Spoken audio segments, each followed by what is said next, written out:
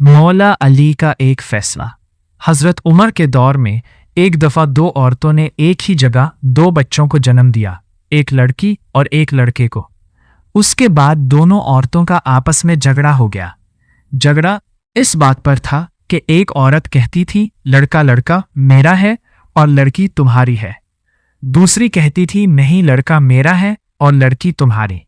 लोगों ने जब उनका झगड़ा देखा तो उन दोनों औरतों को हजरत उमर के पास ले गए और सारा किस्सा बताया और कहा आप इनमें ठीक फैसला करें।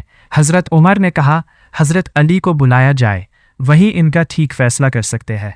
जब हजरत अली आए तो लोगों ने सारा किस्सा मौला अली को बताया तो मौला अली ने फरमाया इन दोनों औरतों को एक एक छोटा बर्तन दो और इन्हें कहो पर्दे में जाकर इन बर्तन में अपना अपना दूध लेकर आओ।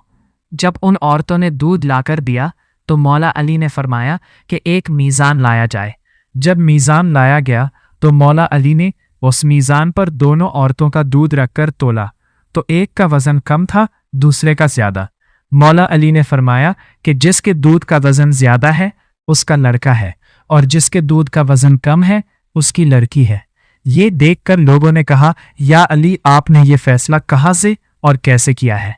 मौला अली ने फरमाया कुरान से।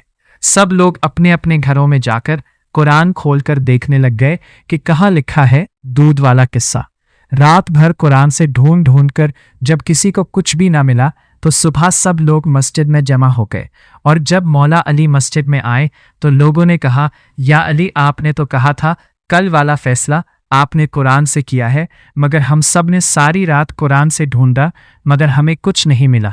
मौला अली ने फरमाया क्या कुरान में तुमने वो आयत नहीं पढ़ी कि मर्दों का हिस्सा औरतों से 2 गुना होता है? सब ने कहा हाँ ये आयत तो है। मौला अली ने फरमाया इसी आयत से ही तो मैंने वो फैसला किया था।